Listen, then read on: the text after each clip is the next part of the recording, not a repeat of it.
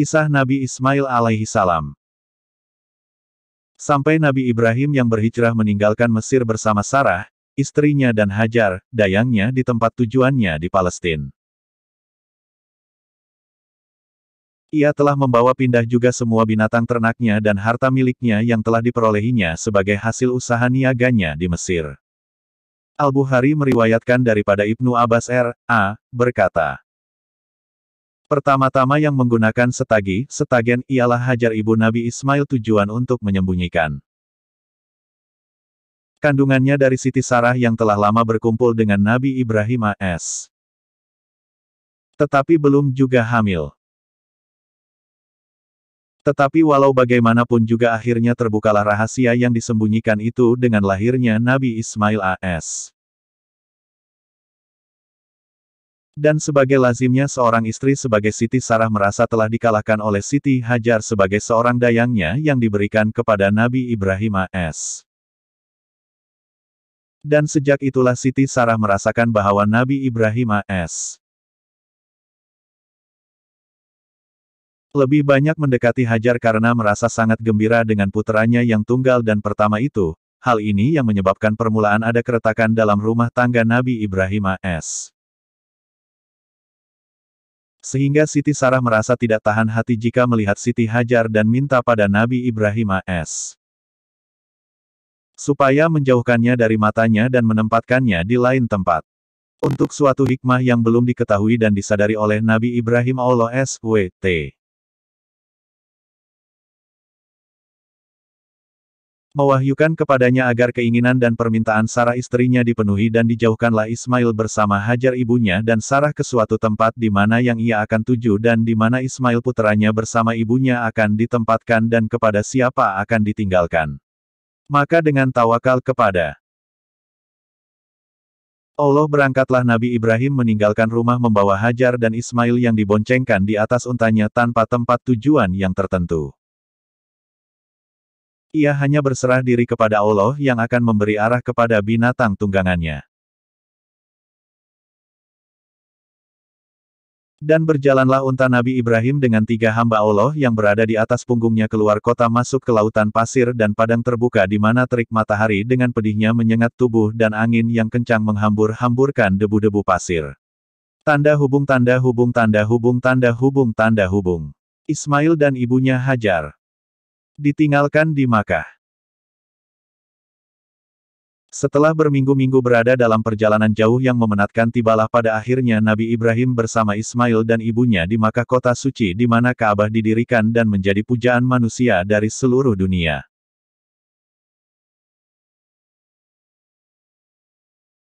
Di tempat di mana Masjidil Haram sekarang berada, berhentilah unta Nabi Ibrahim mengakhiri perjalanannya dan disitulah ia meninggalkan Hajar bersama putranya dengan hanya dibekali dengan serantang bekal makanan dan minuman sedangkan keadaan sekitarnya tiada tumbuh-tumbuhan, tiada air mengalir. Yang terlihat hanyalah batu dan pasir kering. Alangkah sedih dan cemasnya Hajar ketika akan ditinggalkan oleh Ibrahim seorang diri bersama dengan anaknya yang masih kecil di tempat yang sunyi senyap dari segala-galanya kecuali batu gunung dan pasir.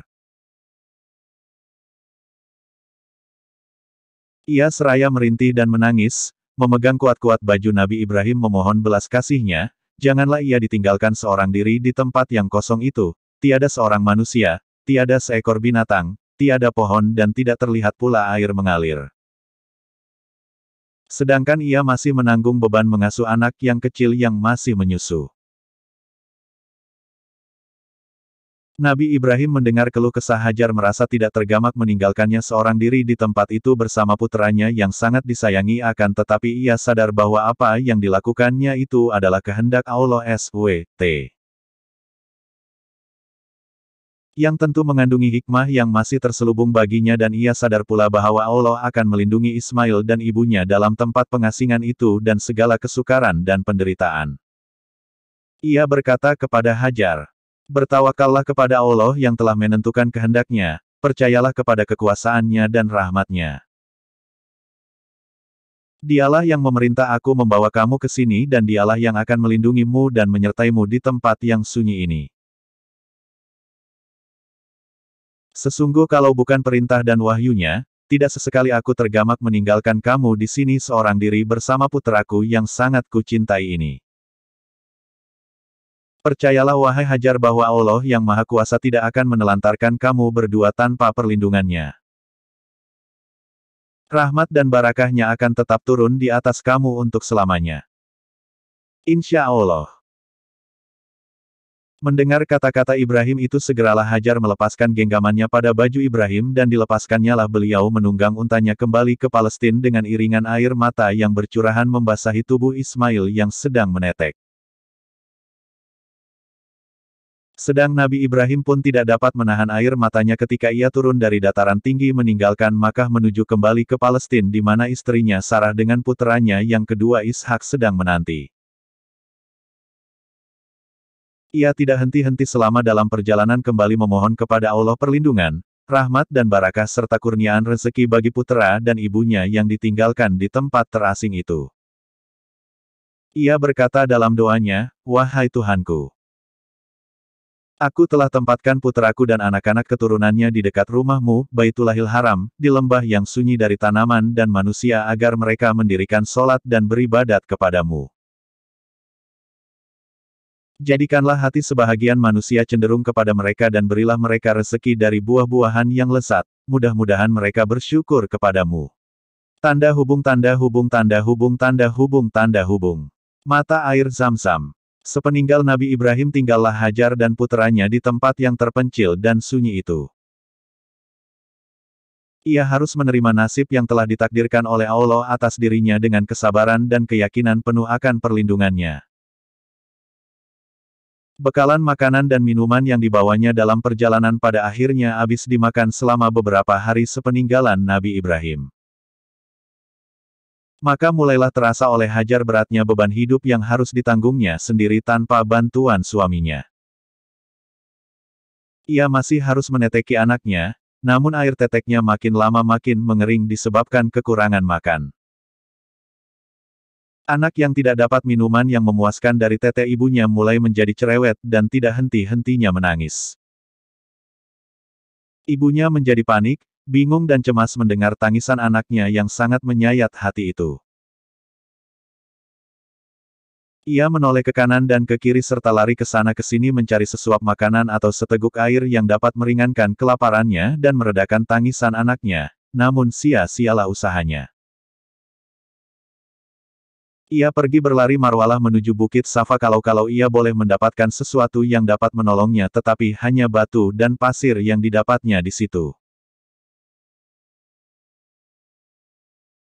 Kemudian dari Bukit Safa ia melihat bayangan air yang mengalir di atas Bukit Marwah dan larilah ia bermarwahlah ke tempat itu namun ternyata bahwa yang disangkanya air adalah Fata Morgana, bayangan, belaka dan kembalilah ke Bukit Safa karena mendengar seakan-akan ada suara yang memanggilnya. Tetapi gagal dan melesetlah dugaannya. Demikianlah maka karena dorongan hajat hidupnya dan hidup anaknya yang sangat disayangi. Hajar mundar-mundir berlari sampai 7 kali antara Bukit Safa dan Marwah yang pada akhirnya ia duduk termenung merasa penat dan hampir berputus asa. Diriwayatkan bahwa selagi Hajar berada dalam keadaan tidak berdaya dan hampir berputus asa kecuali dari rahmat Allah dan pertolongannya. Datanglah kepadanya malaikat Jibril bertanya, "Siapakah sebenarnya engkau ini?" "Aku adalah hamba sahaya Ibrahim." Jawab Hajar. "Kepada siapa engkau dititipkan di sini?" Tanya Jibril. "Hanya kepada Allah," jawab Hajar. Lalu berkata Jibril, "Jika demikian, maka engkau telah dititipkan kepada Zat yang Maha Pemurah lagi Maha Pengasih, yang akan melindungimu. Mencukupi keperluan hidupmu dan tidak akan mensia-siakan kepercayaan ayah puteramu kepadanya." Kemudian diajaklah Hajar mengikutinya pergi ke suatu tempat di mana Jibril menginjakkan telapak kakinya kuat-kuat di atas tanah dan segeralah memancur dari bekas telapak kaki itu air yang jernih.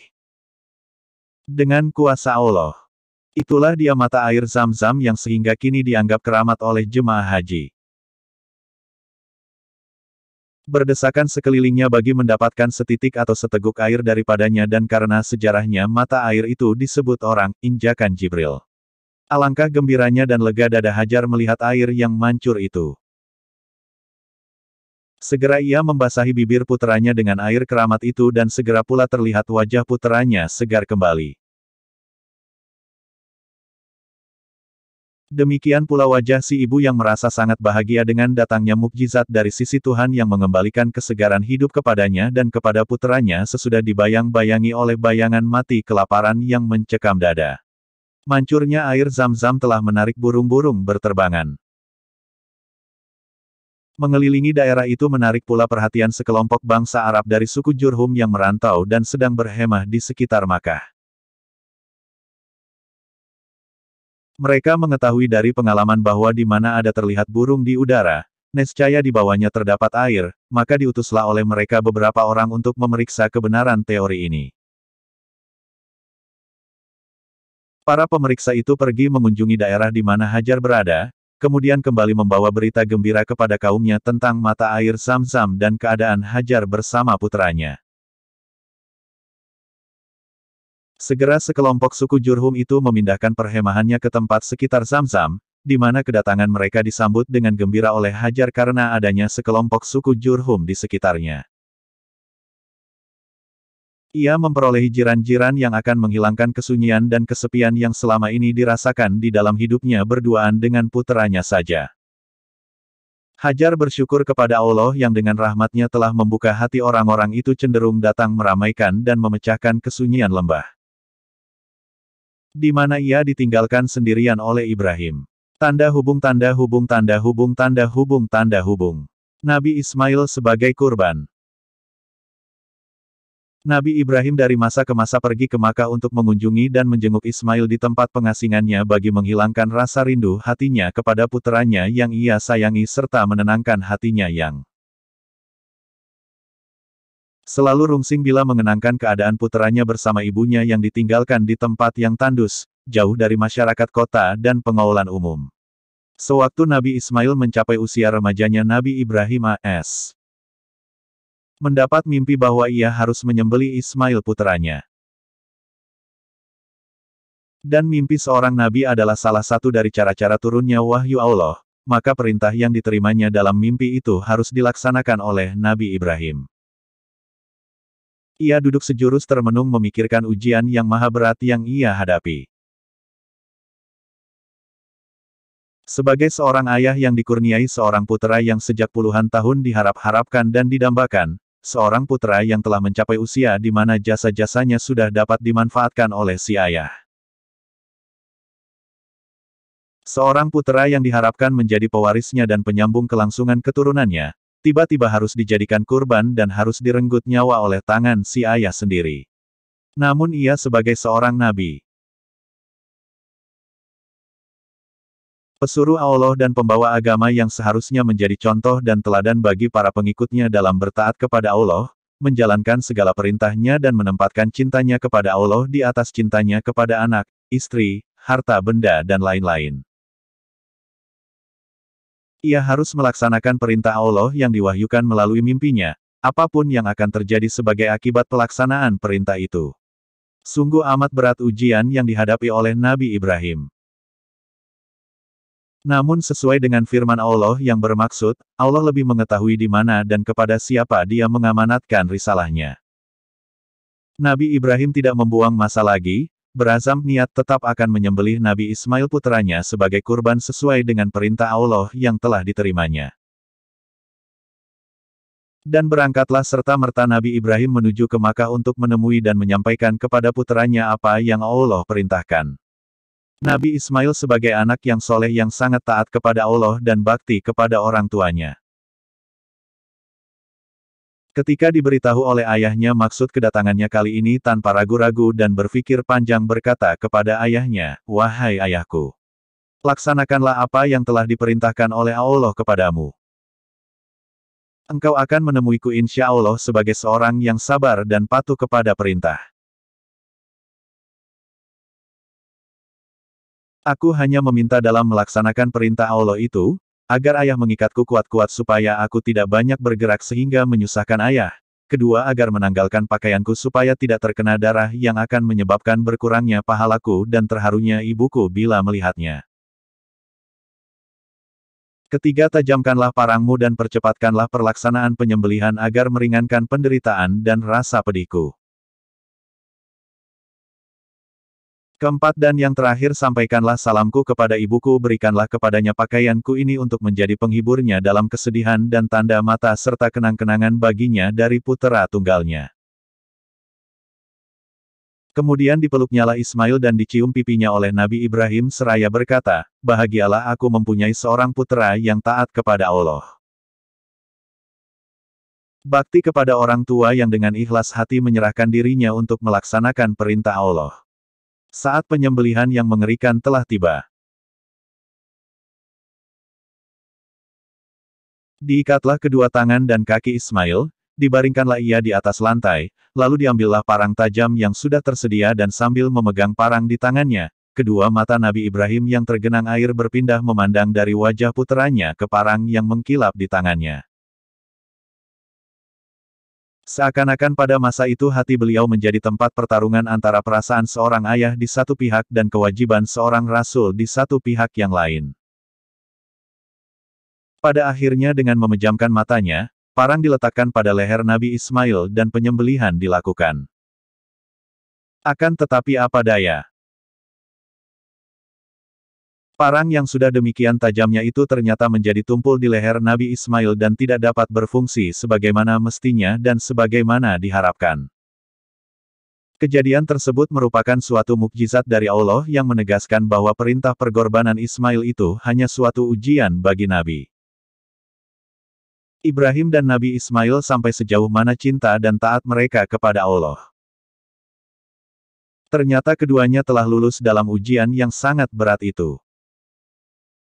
Nabi Ibrahim telah menunjukkan kesetiaan yang tulus dengan pengorbanan puteranya. Untuk berbakti melaksanakan perintah Allah sedangkan Nabi Ismail tidak sedikit pun ragu atau bimbang dalam memperagakan kebaktiannya kepada Allah dan kepada orang tuanya dengan menyerahkan jiwa raganya untuk dikorbankan. Sampai-sampai terjadi seketika merasa bahwa parang itu tidak memotong lehernya, berkatalah ia kepada ayahnya, wahai ayahku. Rupa-rupanya engkau tidak sampai hati memotong leherku karena melihat wajahku. Cobalah telangkupkan aku dan laksanakanlah tugasmu tanpa melihat wajahku. Akan tetapi parang itu tetap tidak berdaya mengeluarkan setitik darah pun dari daging Ismail walau ia telah ditelangkupkan dan dicoba memotong lehernya dari belakang. Dalam keadaan bingung dan sedih hati. Karena gagal dalam usahanya menyembelih puteranya, datanglah kepada Nabi Ibrahim wahyu Allah dengan firman-Nya, wahai Ibrahim. Engkau telah berhasil melaksanakan mimpimu. Demikianlah kami akan membalas orang-orang yang berbuat kebajikan. Kemudian sebagai tebusan ganti nyawa Ismail telah diselamatkan itu. Allah memerintahkan Nabi Ibrahim menyembelih seekor kambing yang telah tersedia di sampingnya dan segera dipotong leher kambing itu oleh beliau dengan parang yang tumpul di leher puteranya Ismail itu. Dan inilah asal permulaan sunnah berkurban yang dilakukan oleh umat Islam pada tiap hari raya Idul Adha di seluruh pelosok dunia.